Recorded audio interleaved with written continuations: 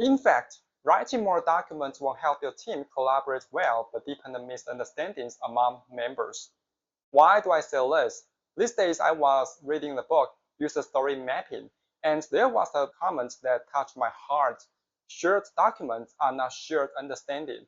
I had the same feeling because when I was a technical project manager, one of my responsibilities was to maintain the API documents and always kept it up to date.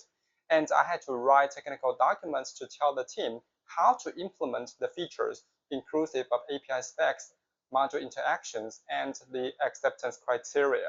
However, I was very resistant to this behavior because I know even if I wrote down detailed descriptions, different engineers will have various ideas to the same requirements, and we had to take additional time to back and forth synchronize the ideas. The process was wasteful since both sides didn't get into discussion in the beginning. If you have similar experience and would like to build shared understandings among the team, never miss the video and watch it till the end. Hello guys, I'm Andy, your Agile coach. Today, I'd like to share my introspection about building shared understanding to requirements. I know for some project managers, they suffer from writing tons of documents, but are often blamed for not doing it well.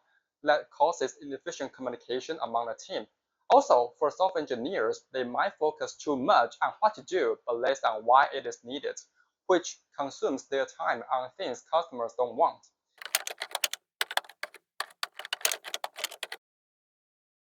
I had once been a software engineer, a Scrum Master, and a technical project manager.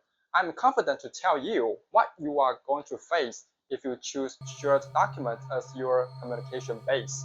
Firstly, you are reading the same document, but it's probably that different people have different ideas to the same requirement because you all lack of vetted conversation to eliminate the knowledge bias, and it triggers further conflict as the work is going on.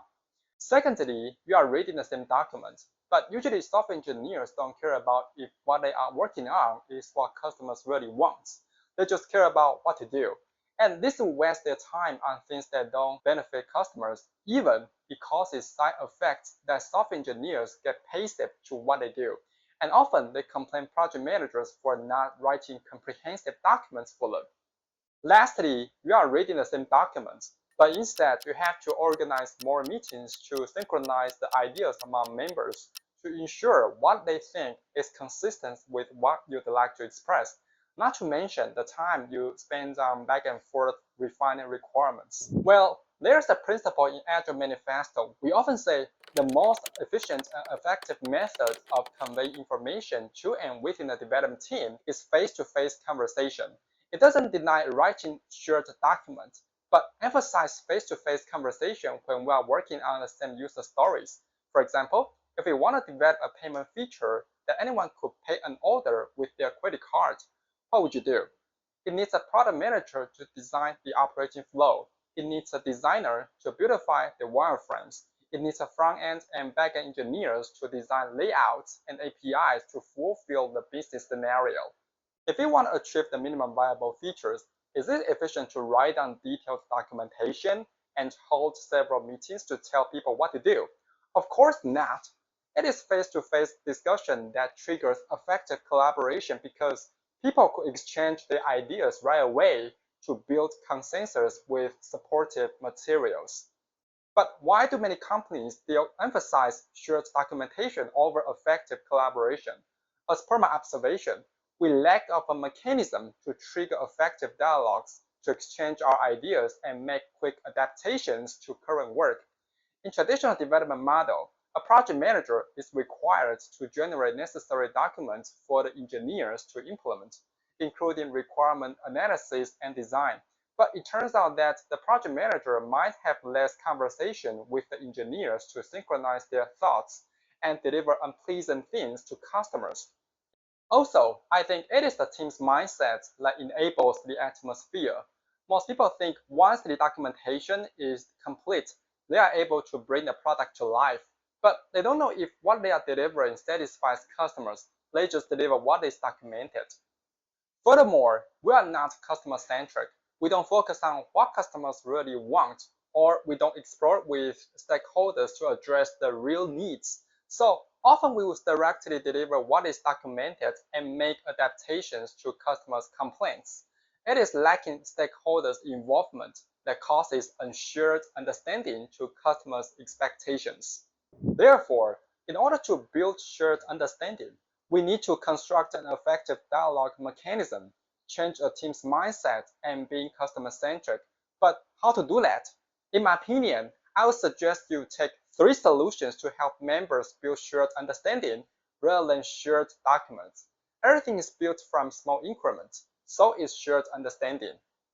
To enable effective conversations, I would like you to take story point techniques to measure the amount of work in sprint plannings.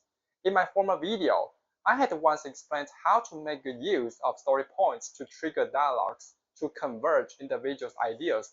In practice, we use the planning poker to present our understandings to the same product backlogs, such as uncertainty, the risks, and involved work, and make quick debates once there is huge difference among members to achieve shared understanding to same product backlogs. On the other hand, changing people's behavior is the best way to changing their mindset toward collaboration. Instead of writing documents, I would recommend you use a story mapping technique to generate shared understanding to business scenarios. Conceptually, project managers, software engineers, or even stakeholders will walk through all the activities that target specific customers, innovate details to fulfill the activities, and slice details into several minimum viable releases. I will make a series of videos talking about user story mapping in the near future. Finally, try to involve stakeholders into the collaboration process. Often, we'd like the members to be customer-centric, but they don't have the environment to cultivate the mindset. In Agile software development, we encourage business people to collaborate with developers to exchange ideas, or we say building common languages to bridge the gap between business and engineering.